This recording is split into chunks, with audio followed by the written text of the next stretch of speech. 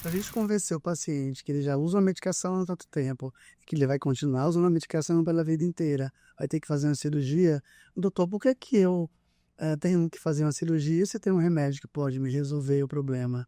E a cirurgia não pode resolver para nunca mais ter que tomar remédio?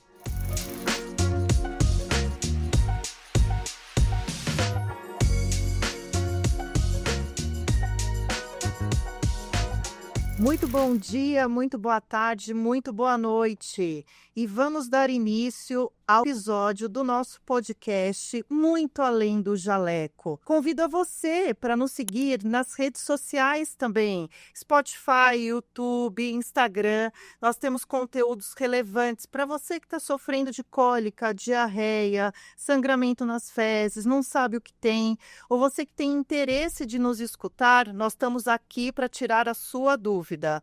E eu conto com a ajuda de mestres no assunto.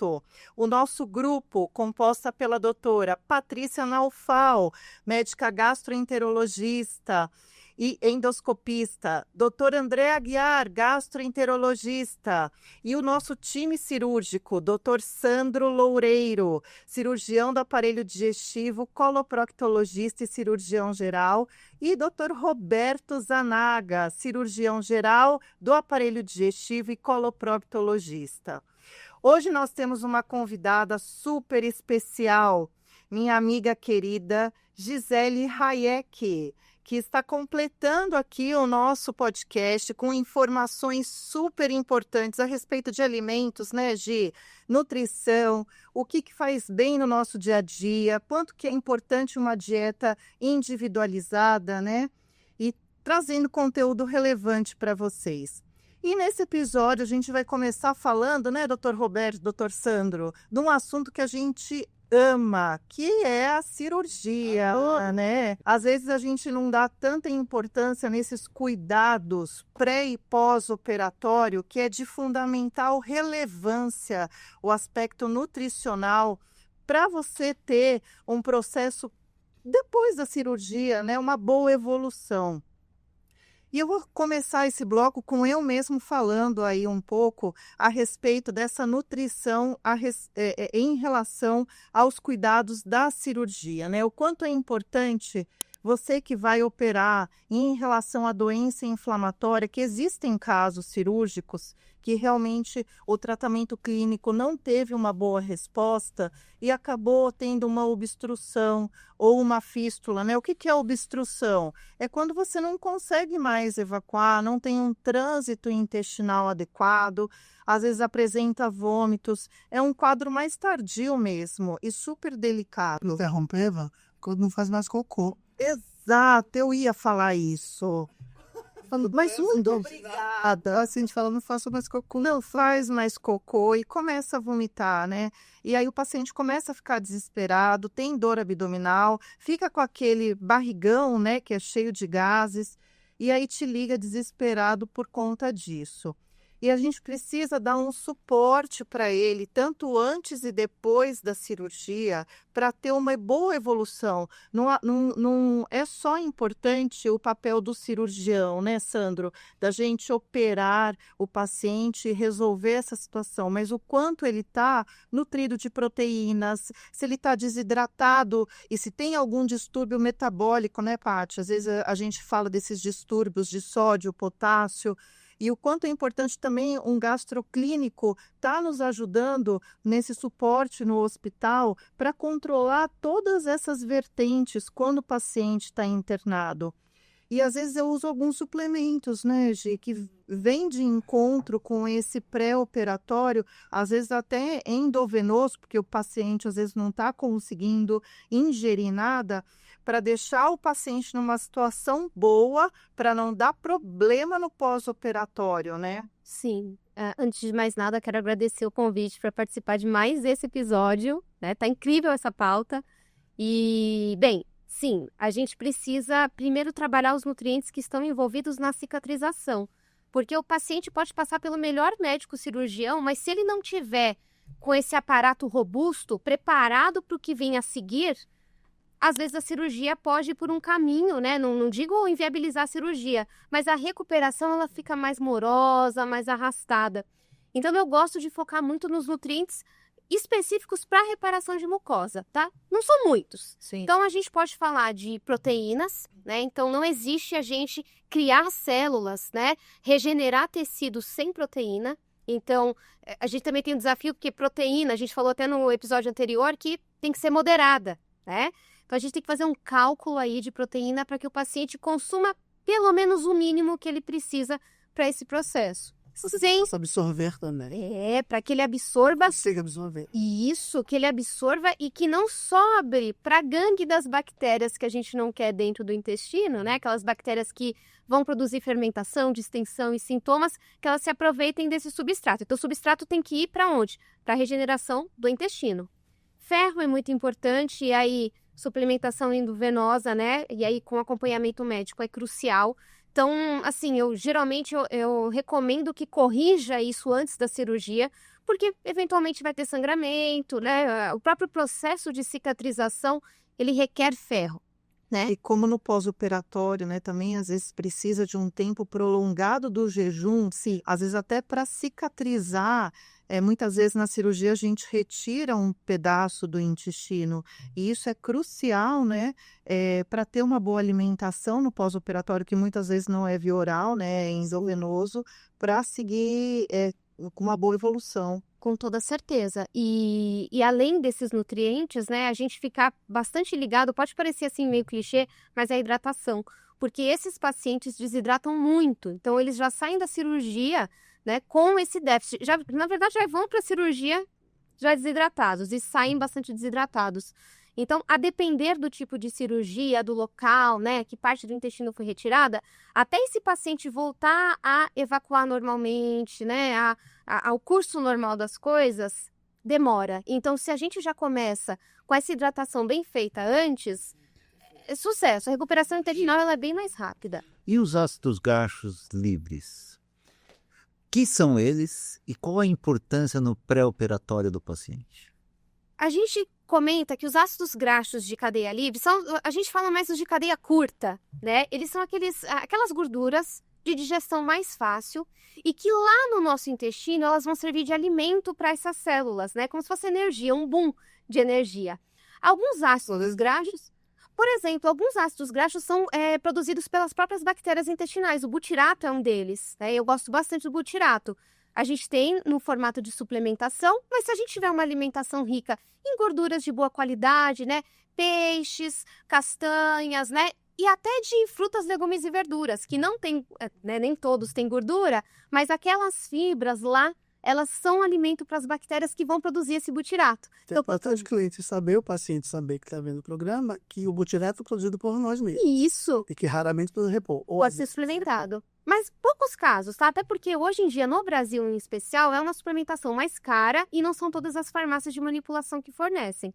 Mas o butirato, ele é como se fosse um boom de energia. Ele é uma gasolina que a gente coloca lá, num bom sentido. E as células intestinais, elas utilizam como energia. E aí elas vão se regenerando mais rapidamente, por assim dizer. Mas é lógico que não é só o butirato, né? Se tiver faltando os nutrientes, hidratação, o butirato ali, ele é a cereja do bolo. A gente já comentou no outro episódio, né? A gente precisa do bolo, que é a cirurgia legal, todo o contexto. E aí o butiratozinho que a bactéria produz, ó, lindo. Acelera o processo.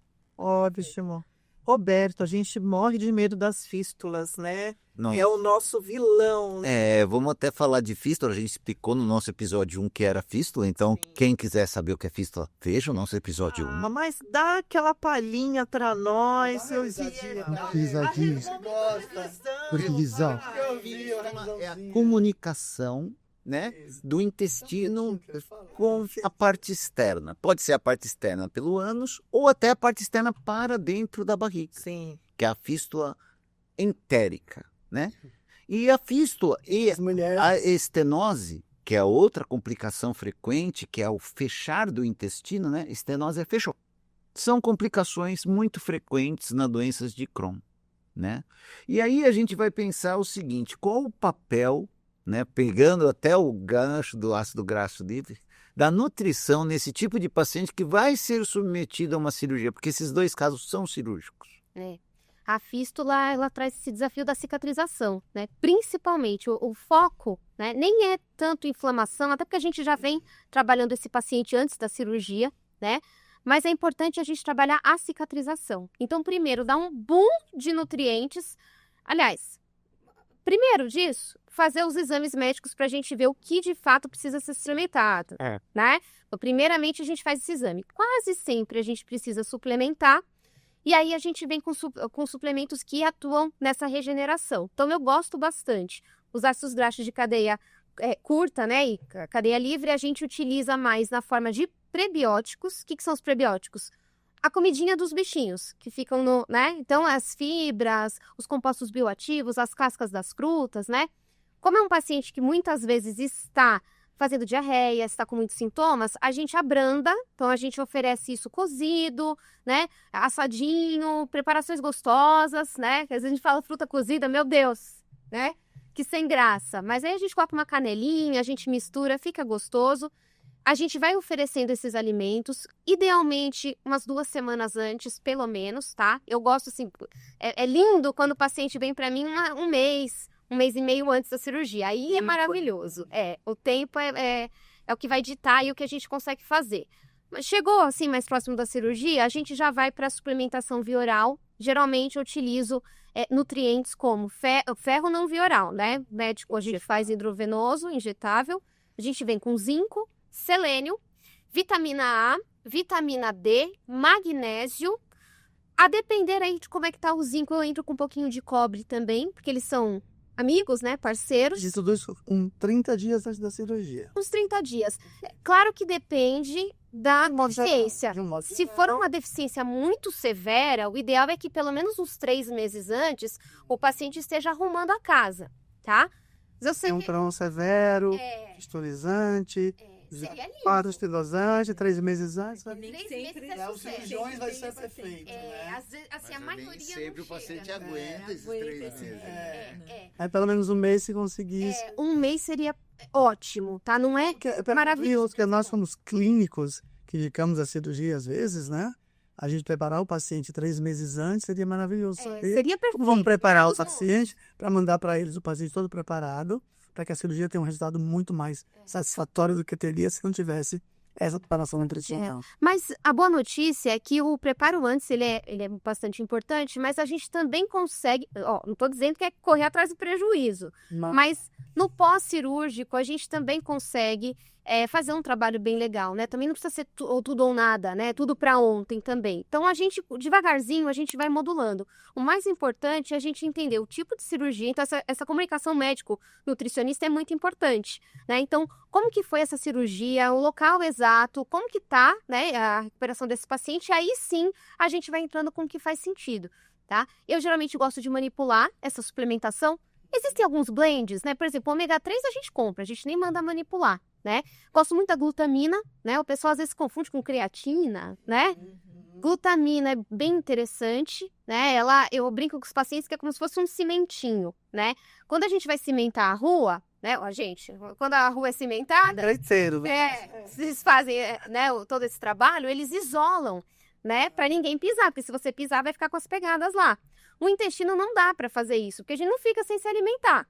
Um pouquinho depois da cirurgia, mas depois você volta, né? Então, a glutamina, ela é aquela massinha persistente. Ela vem, ela ajuda a preencher os espacinhos que ficam entre as células. Preparação excelente.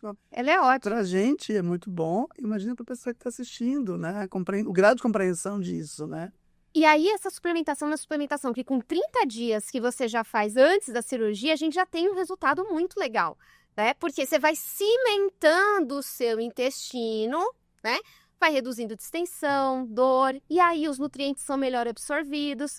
Então, eu diria assim, com calma e alma, a gente vai... Calma e alma. Isso que você falou é perfeito, porque eu tive um paciente com estenose que eu operei e foi preparado 1 ano, até eu convencer ele e tudo mais. E o pós-operatório dele foi fantástico. Em 4 dias ele estava em É casa. porque a gente também não pode deixar de falar, claro que a gente está focando em nutrição, mas é claro que a alimentação tem muito a ver com as nossas emoções, com a nossa mente, né? Então, esse preparo de 1 ano é legal até para o paciente entender o que esperar, o que ele vai, né, enfrentar. Ele digerir essa necessidade de cirurgia, né? E cada um tem um tempo Olha. também. Ele digerir a necessidade da cirurgia, que ele precisa do tratamento cirúrgico. Lógico que às vezes em alguns casos a cirurgia não pode ser postergada, Não. né? Então, em casos assim que a gente sabe que principalmente na doença de Crohn, grande parte, assim, mais de 30% dos pacientes vão ao longo da vida dele ter obstruções. E obstrução intestinal é um caso grave, né, Vá? Então, Tem assim, tempo para pensar. Isso É. a gente é muito bom como clínicos, porque para a gente convencer o paciente que ele já usa uma medicação há tanto tempo, que ele vai continuar usando a medicação pela vida inteira, vai ter que fazer uma cirurgia, doutor, por que que eu tenho que fazer uma cirurgia se tem um remédio que pode me resolver o problema? E a cirurgia não pode resolver para nunca mais ter que tomar remédio? Então, essa informação é muito importante para o paciente saber que Mas aí Mesmo nós vamos para ter cirurgia. dois problemas. Aquele que demora para operar e aquele que é operado muito rápido. ele que opera isso. rápido, ele vai ter que tomar medicação, em tese. Então, Existe sempre se ele operar melhor. eu entendo a parte que o clínico, né? o clínico às vezes demora um pouco para mandar. E tem cirurgião que não opera quando precisa. Exatamente. A precocidade nossa em diagnosticar e encaminhar. E os cirurgiões que não querem operar. Tem que saber que tem que operar. Tem que operar. Qual é o caso, né? E aí vem o suporte nutricional. e por isso a gente tem que ver que essa intervenção nutricional assim vai ajudar bastante, tanto na questão do paciente que vai ser submetido a essa cirurgia para ele não, né, ele aguentar uma cirurgia, que às vezes são cirurgias muito grandes, e para não ter complicações, né, no pós-operatório, né?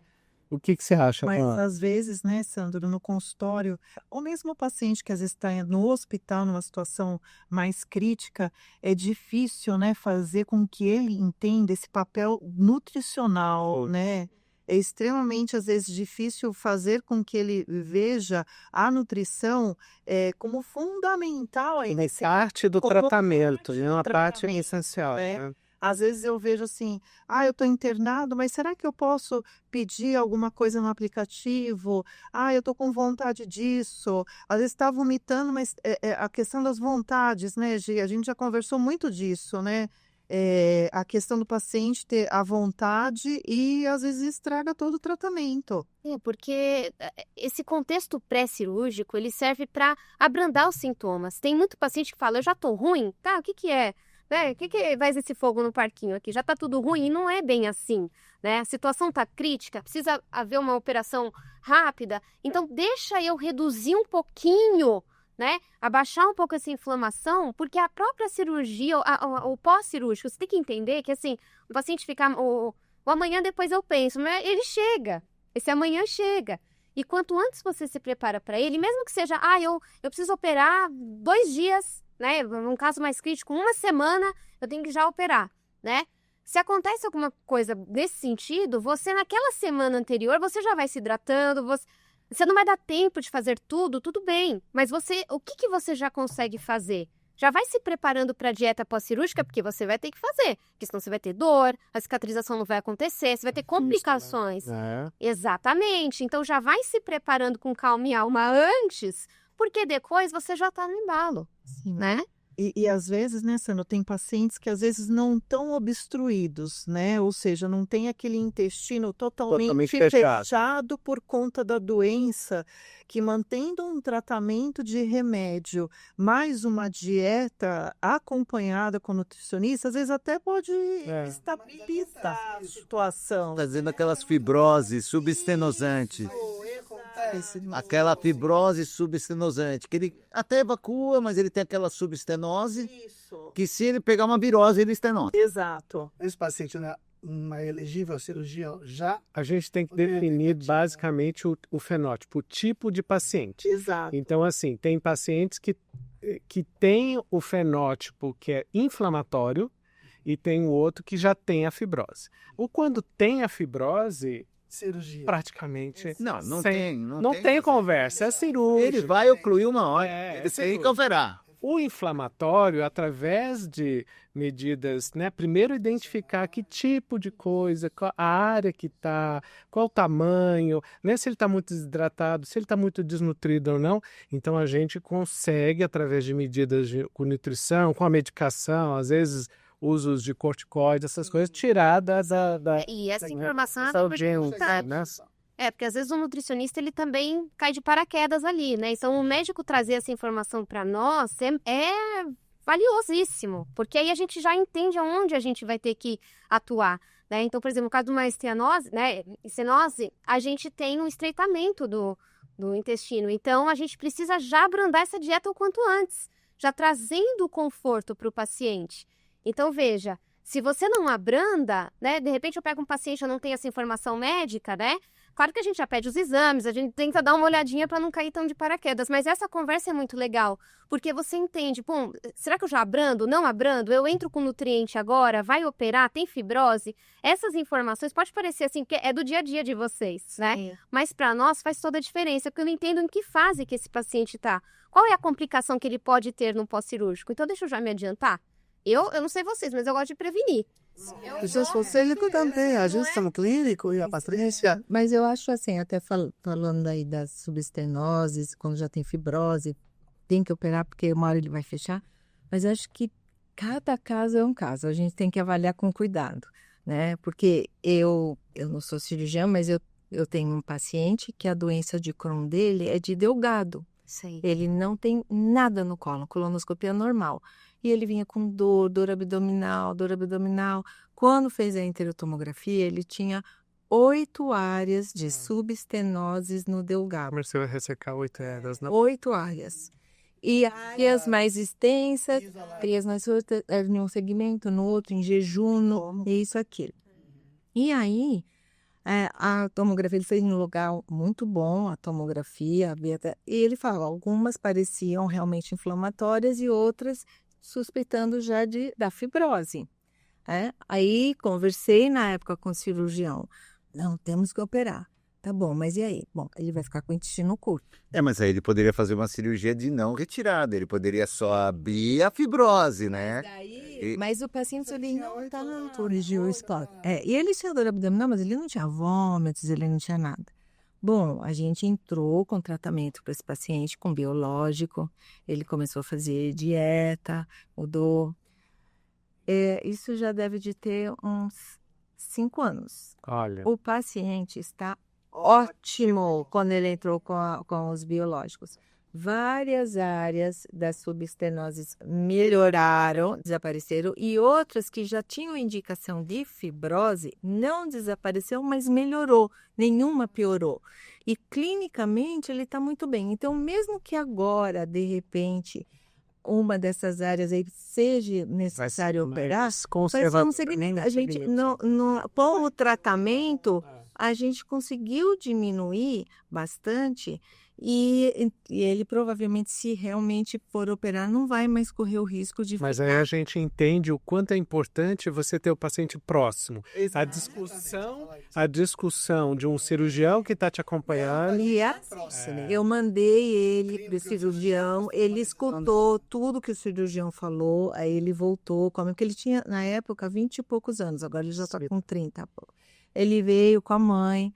Aí escutaram, está falando, doutora, a gente quer começar primeiro o tratamento e depois ver. E ele evoluiu muitíssimo bem, muitíssimo. Essa é a famosa decisão compartilhada que a gente tanto fala, né? Corrobora com o que a gente está falando. Vem a classe da cirurgião, clínico, nutricionista, para essa conclusão. Nem todo paciente tem paciente que é definitivamente cirúrgico, não tem outra opção, não é? E tem paciente que a discussão tem que existir. Para o paciente que está assistindo a gente, é importante ele saber. Ele não tinha um quadro clássico de obstrução, né, de dor. E melhorou. Lógico que vão ter pacientes que não tem jeito, vão estar obstruídos, vão estar com uma estenose. Tem que ser operado de urgência. Vai ter que ser operado, né? Inclusive de urgência. Muitos abrem com isso, descobrem que tem a doença de Crohn por conta de uma obstrução. Nem sabia que tinha. Aí chega, opera quando vai ver um Crohn que ele tinha, né? Sim. E paciente de problemas específicos no intestino delgado são os que mais desnutrem, Então, esses são, assim, o ideal seria que quanto antes, melhor. Quando é no colo, né, intestino grosso, a gente ainda tem um pouquinho mais de tempo. Porque a gente tem que pensar pela lógica. No delgado, a gente está ali no ápice da absorção. No intestino grosso, é o finalzinho, né? Boa parte dos nutrientes já foram adiantados ali, né? Então, também fica assim uma... Exatamente, porque seria uma qualidade de vida para ele também muito ruim. Exatamente, exatamente. E, doutor André, e as novidades aí em relação à nutrição? O que você vê aí para o futuro desse Agora aspecto? fogo no toquinho. Tava na cirurgia, dia todo quieto. É quase um mito e E verdade. você vem agora jogar para mim as novidades. O futuro da nutrição, o que você vê aí no seu consultório, dessas atualizações que a gente tem visto nos congressos? Tem algumas coisas que se fala nos congressos, tem 3 coisas que eu vou dividir, obviamente, com a nossa nobre nutricionista, já conversamos um pouco sobre isso, que são os probióticos, a nova geração de probióticos, voltamos aos probióticos, né? Os probióticos criados em laboratório, os probióticos de engenharia, né? Até que ponto isso realmente tem validade e fundamento de criar um probiótico que entra, coloca no nosso intestino, para ele ensinar os nossos probióticos naturais a trabalharem melhor, tá? Tem alguns estudos fora do Brasil sobre isso, e eu queria ouvir, obviamente, a sua opinião.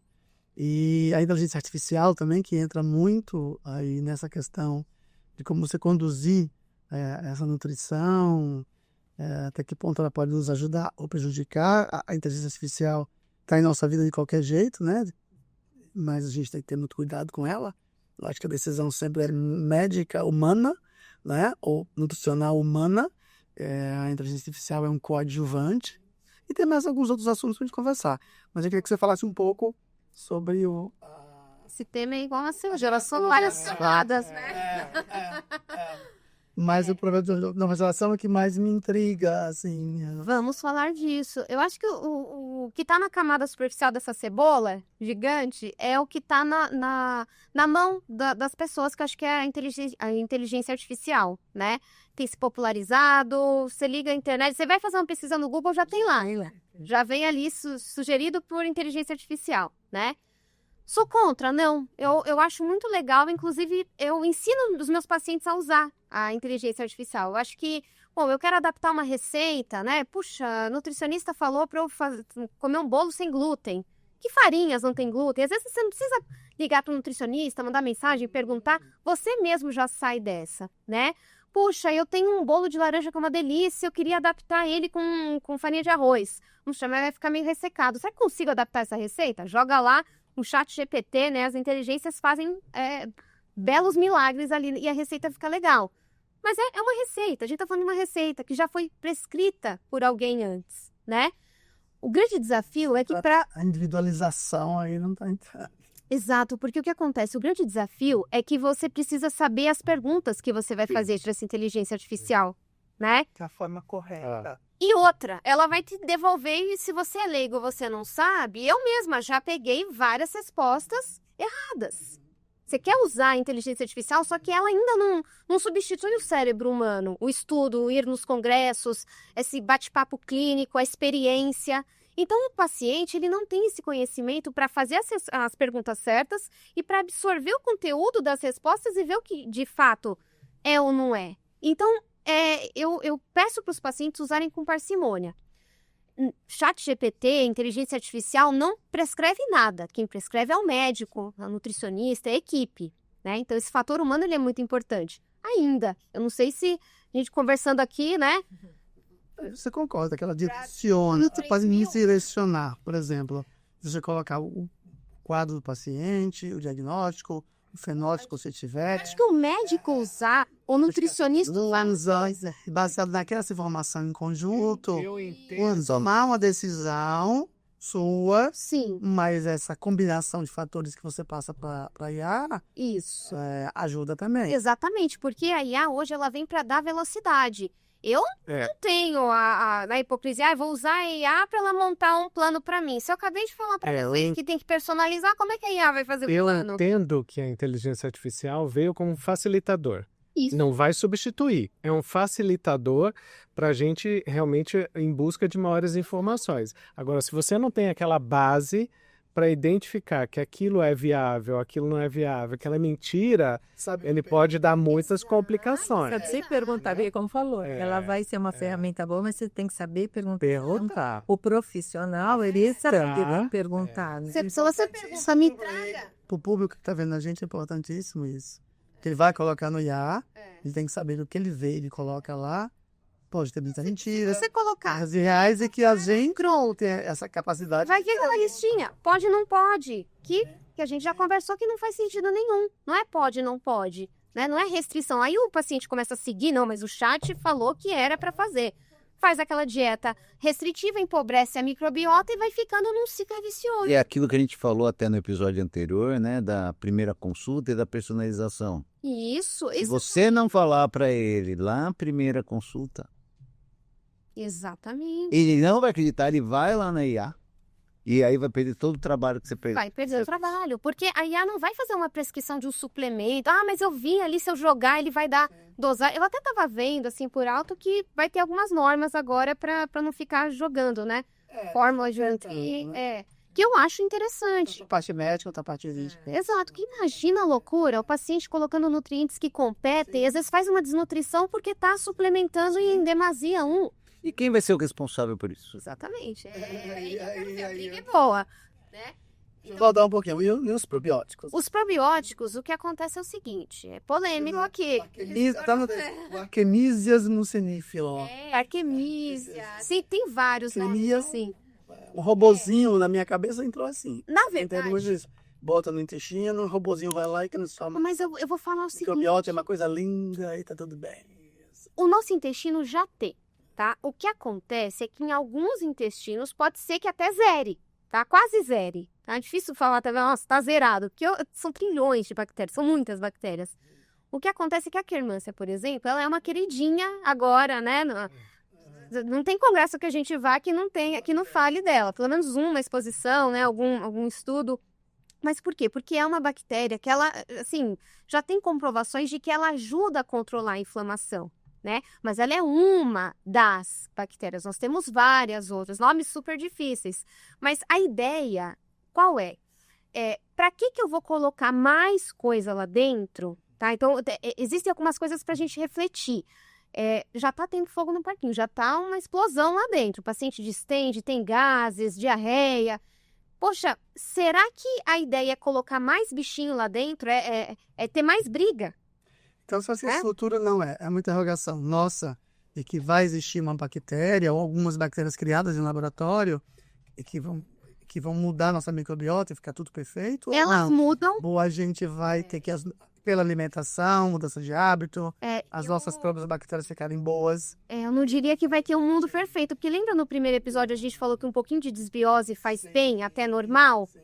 Acontece que a microbiota ela não sobrevive tantos dias assim, né? A gente está falando de uma microbiota que ela vai se renovando a cada 3 dias, não uma semana, porque realmente interfere. O humor, a gente já sabe que, né, o intestino é o primeiro cérebro, nem é o segundo, é o primeiro.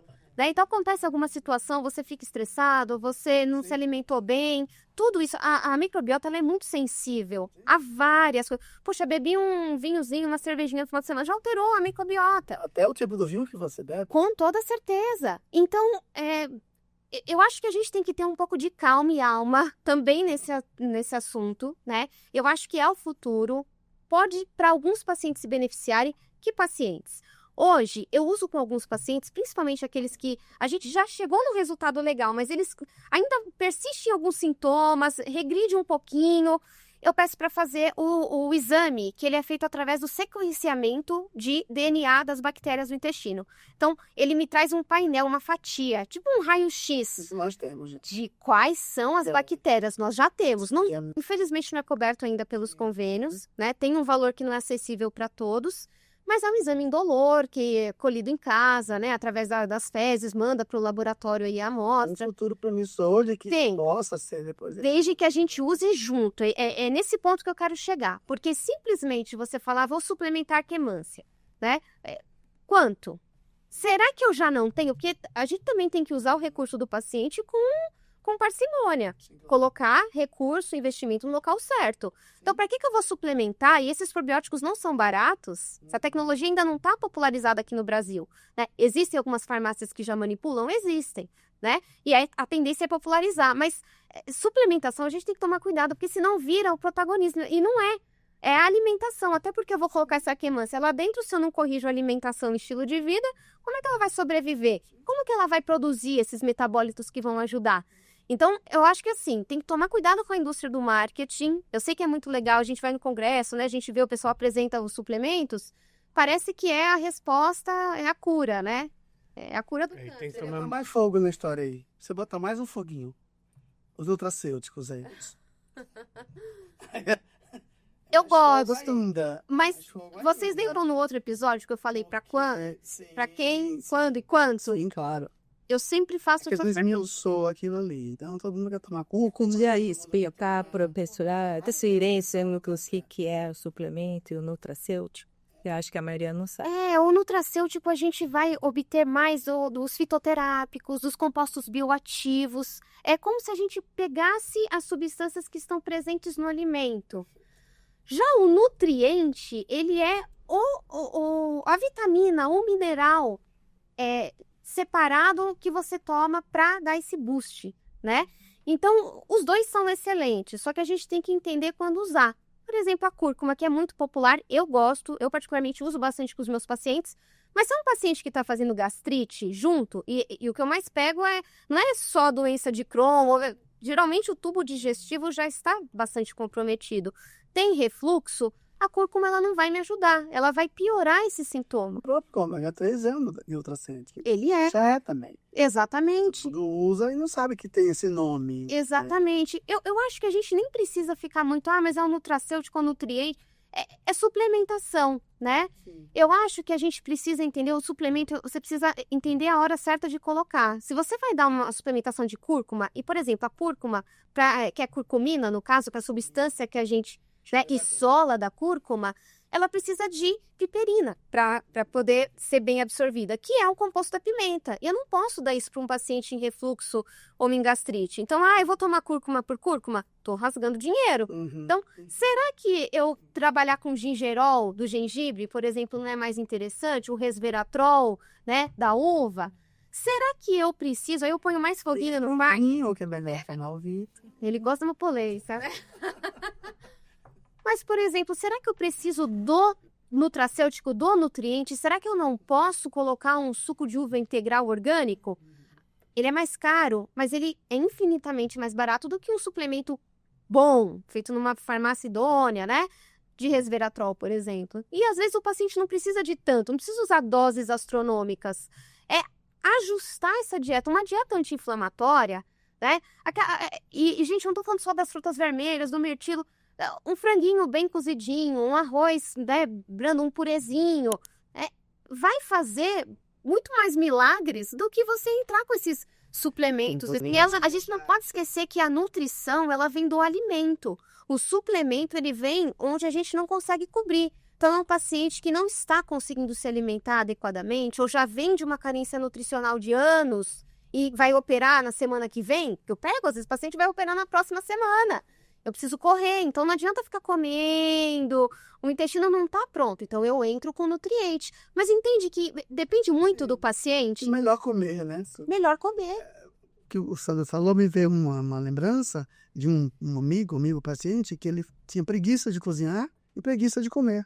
Então ele falou assim, vai chegar um dia que a medicina vai ser tudo cápsula? Como algum que já teve algum comentário disso.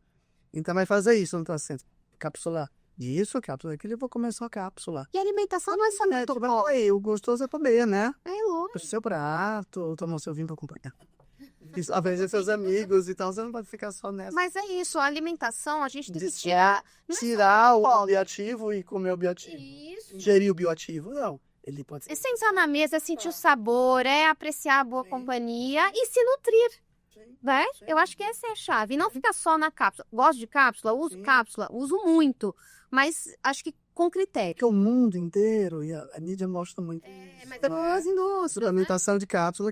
É muito importante a gente falar isso, para o público leigo para entender que é importante, precisa, sim, pode, sim, Sim. mas não é isso que vai fazer Exatamente. que tudo se Se resolva. a pessoa não consegue investir na suplementação, mas ela está com boa vontade para fazer um tratamento, mudar estilo de vida, melhorar a alimentação, seguir o protocolo médico, você vai falar que esse paciente não vai ter resultado? Pode demorar um pouquinho mais, a depender do estado de saúde. Mas nós vamos chegar lá, né? Paty, nas suas consultas, você vê muitos pacientes aí que você fala de dieta cetogênica, que tipo de dieta que ele pode ter assim? Como que você vê essa situação? Eu acho que assim, hoje em dia, né, Essas dietinhas da moda, sabe? como a gente, né, acho que as redes sociais são ótimas, trazem muita informação, mas também traz também um monte de informação errada. E a gente vê que tem algumas dietas realmente da moda, né? Cetogênica, vegana, Promete atalhos, né? carnívora. A dúvida, eu acho que todas elas têm a sua validade. Se pudesse dar uma pinceladinha até para o pessoal explicar, por exemplo, a cetogênica. O que é uma dieta cetogênica, né? O que é a dieta vegana e a carnívora? Agora, e principalmente para o nosso paciente que tem doença inflamatória intestinal, esse tipo de dieta é aconselhável?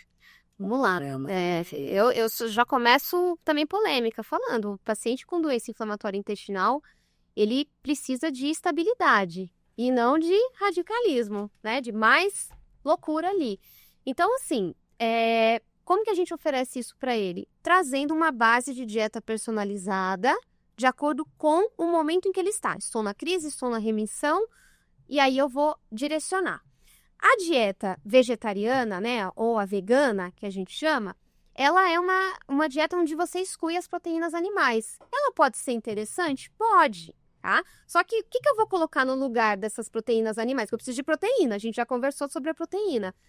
Geralmente a gente põe as leguminosas, né? E as leguminosas, elas têm difícil digestão. Já estufam mais, formam mais galo. Um paciente que está na crise, fazendo um protocolo basicamente vegano, é desafiador.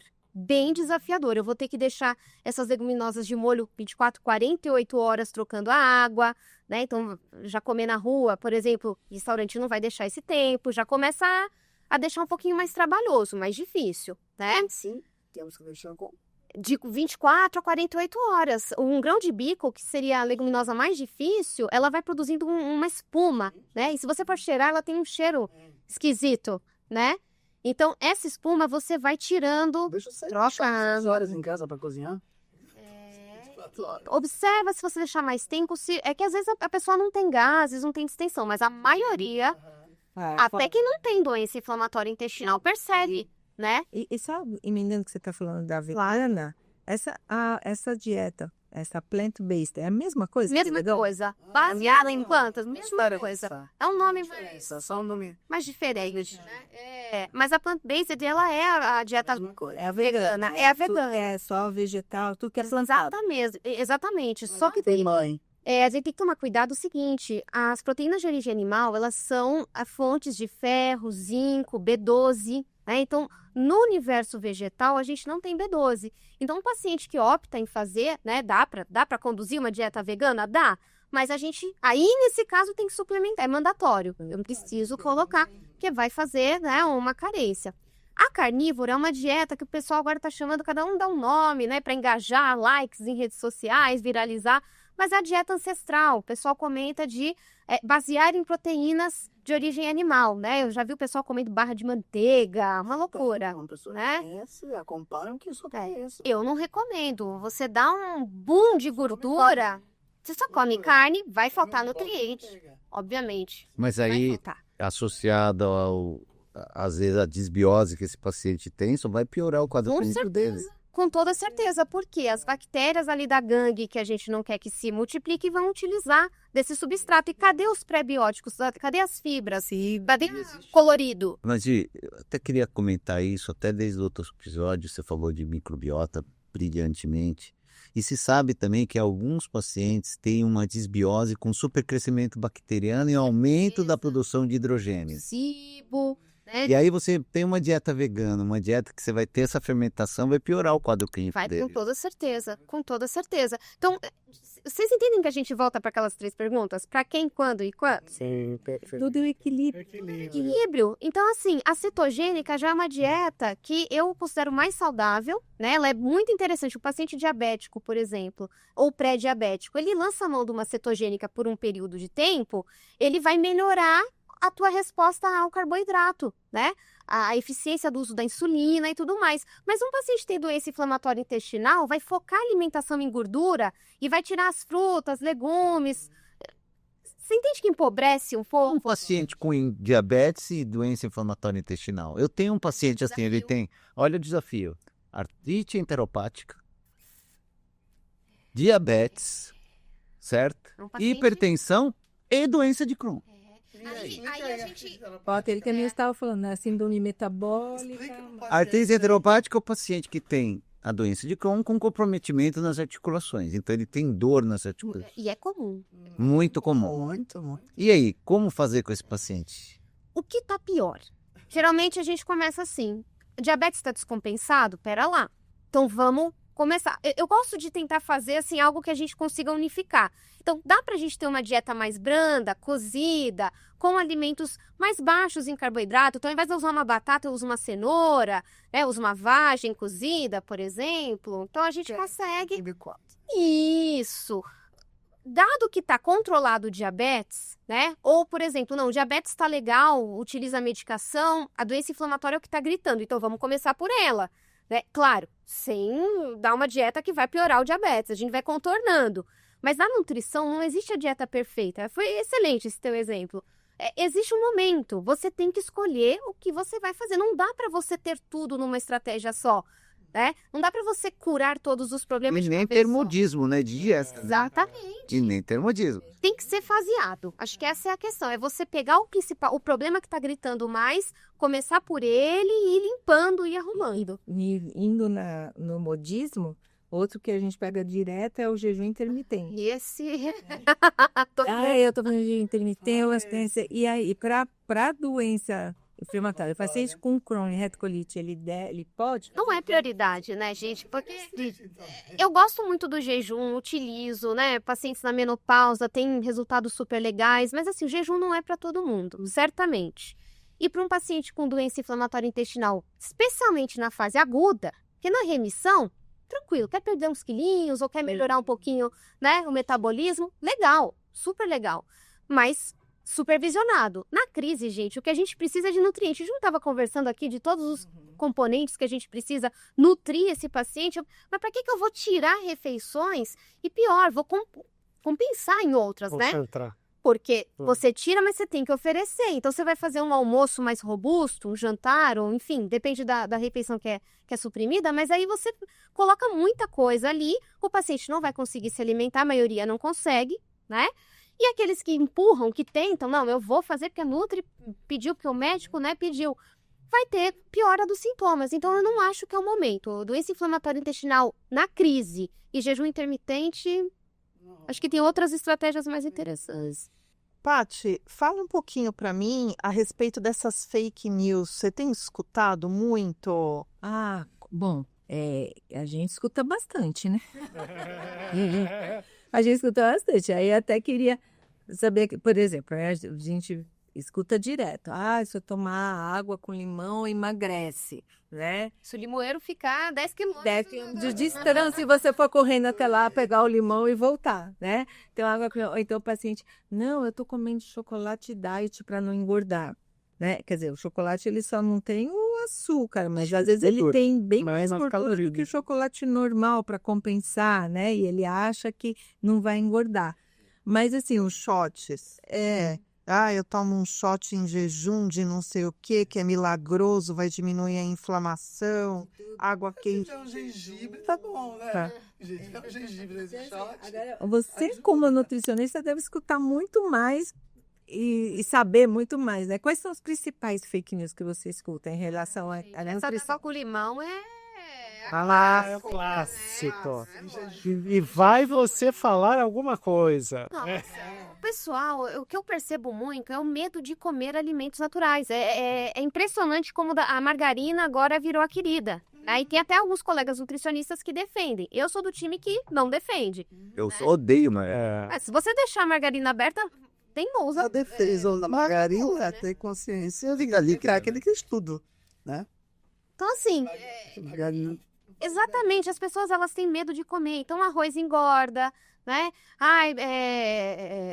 Pão com doce de leite. Isso aí é uma loucura, né? Porque tem profissional que prescreve, eu faço atividade física, pré-treino pão com doce de leite. Eu tenho paciente com doença inflamatória intestinal que, mas pão com doce de leite dá energia pro treino, né? Eu gasto tudo ali no treino. E não, né? E pão com doce de leite, a gente tá falando do glúten, tá falando do laticínio, né? Do açúcar. Injetando tudo. Vai fermentar, né? Tá, e tadinho. Que tá então, do lado. assim, né, eu escuto muito isso. Mas tem que ser gostoso, né? Então, tem que ser gostoso, mas tem que ser estratégico, né? Então, eu escuto muito isso. Água com chia, né? Que o gel de chia também preenche espaço no estômago e você não precisa comer tanto.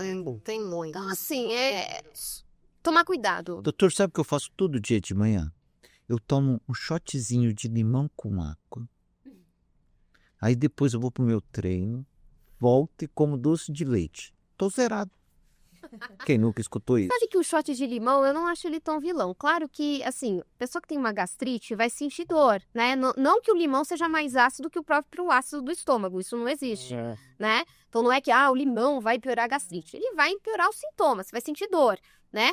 Agora, depende. Um paciente que come pouca fruta, eu preciso de vitamina C, que também é bastante importante numa cicatrização, e a única forma que eu consigo é na bendita água com limão. Não, mas o problema não é tomar água com limão de manhã, em jejum. Eu acho que pode até ser benéfico, mas é o porquê que eles tomam, que é para emagrecer. Aí não é esse o motivo, né? Tem vários outros motivos que vai ajudar você a tomar o limão, mas não Gente, o que emagrecer. dieta? Déficit de calórias. É verdade, que calórico. Feito direito, não está fazendo a sua dieta. Você vai tomar água com limão e vai emagrecer. Não vai emagrecer nada. Se você não Isso tem uma relação ou não com o teste inflamatório intestinal. Até onde tem isso?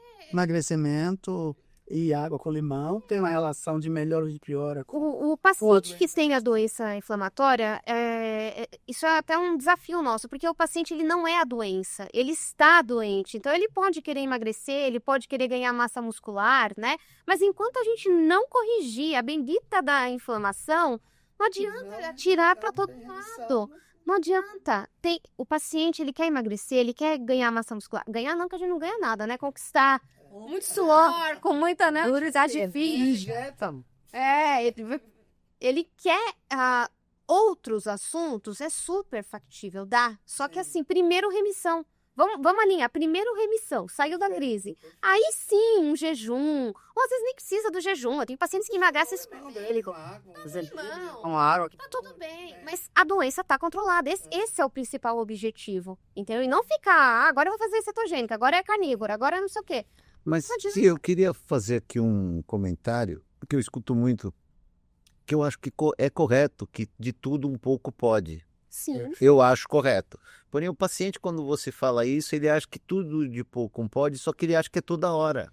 É assim, quem Eu come acho que pouco, come de tudo um pouco. Mas você fala assim, você vai comer um pouquinho de cada coisa. Aí ele come um pouquinho de cada coisa a cada 10 minutos. Isso aí é tipo aquele É prato isso que a que eu tô gente falando. bota por quilo, né? Você vai olhando assim, você vai colocando, quando você vê, né? É de pouquinho tudo do prato desse tamanho. Eu dou a dica para os pacientes assim, você chegou num evento, você tem que ser fino, você chega, você olha e vê o que vale a pena, dá uma passada de olho. Aí você, opa, isso aqui vale a pena e você escolhe. Isso é no dia a dia. Você pode um pouquinho, os 80-20, é o que eu sempre falo para os pacientes. Você tem 20%. Agora, se você quiser comer de tudo, e uma loucura, e muito, e toda hora, aí você não concorda. Você já, aí é 80% Sim. guloseimas e 20% comida que vai nutrir. Então, é essa a ideia, né? Então, eu quero que você que está ouvindo a gente aqui, você entenda. É como se você estivesse tirando uma festa. Você passa na mesa, vê o que vale a pena e monta o prato com aquilo que você escolheu. E não tudo, né? E quem come pouco, come de tudo um pouco, né? Mas assim, com parcimônia, com critério. Você não tá numa crise de doença inflamatória e você quer de tudo. Eu vou num rodízio, vou no Mac, vou no não sei. Você tem, vamos escolher, vamos colocar ordem. É bagunçado, mas tem gerente, né? Existem outras, né, frases assim, né? Até não sei o que, existem regras em tudo, né? A seu favor. Bom, acho que nesse episódio a gente conseguiu aí falar sobre diversas vertentes em relação à nutrição vinculada à doença inflamatória. Gi, eu queria saber se você tem mais alguma consideração a falar, alguma coisa que não foi falado que é importante para o público saber, né, de esclarecer. Acho que a gente conseguiu reunir os principais temas. Mas se você quiser deixar essa mensagem final, você como nossa convidada especial, eu acho que a mensagem final aí da dieta, da nutrição e o quanto é importante na doença inflamatória é sua. Muito obrigada, é um prazer, gente. Primeira coisa, acompanhe esse podcast, porque ter médicos falando uma linguagem tão acessível, serem tão carinhosos, né, além de habilidosos, eu acho que isso é um diferencial. A gente vê muito o pessoal falando termos técnicos, né? Tudo muito distante. Então, que linda essa iniciativa. Eu estou muito honrada de verdade de estar aqui. Contem comigo, tá? E nós também pela sua presença. Muito obrigada. E eu digo para vocês que estão assistindo a gente, não sofram sozinhos. Olha só o time, né? Então, escolha um time de sucesso para te acompanhar, né? Para sofrer com você, para vibrar com você, para te orientar, para estar com você. Porque as doenças inflamatórias, elas já são muito desafiadoras, né? Só o paciente sabe o que é estar ali no banheiro sozinho, sofrendo à noite, querendo dormir ou com medo de uma cirurgia. Então, por que ficar sozinho, né? Acompanhe, redes sociais estão aí, acompanhe profissionais que falem essa língua, né? Que falem a sua língua, né? E que desejam esse tratamento multidisciplinar, né? Essa união das áreas. Eu acho que a gente só vai para frente assim. Então, pare de sofrer sozinho. O objetivo final sempre é o bem-estar do paciente, né? Então, esse que é o mais importante. E o paciente precisa entender isso, né? E não tenha medo de médico e de nutricionista. Exato. Ele pode ser feliz mesmo tendo esse diagnóstico. Gi, muito obrigada pela sua presença. Deixa seu Instagram para o pessoal te seguir. É giseleaiec.nutri. Aguardo vocês. É isso aí. E aqui na mensagem final, vocês que não seguem a gente ainda, no Spotify, no YouTube, no Instagram, @muito além do jaleco. Vou terminar aqui o episódio deixando o meu Instagram também, @doutora Vanessa Prado, agradecendo a doutora Patrícia Naufal. É @doutora Patrícia S. Naufal. Doutor André Aguiar. @dr André _Aguiar. Doutor Roberto Zanaga. @dr Roberto Zanaga. Doutor Sandro Loureiro. @Sandro NV Loureiro. E acompanhem nossos próximos episódios em 2026. Então, Tchau!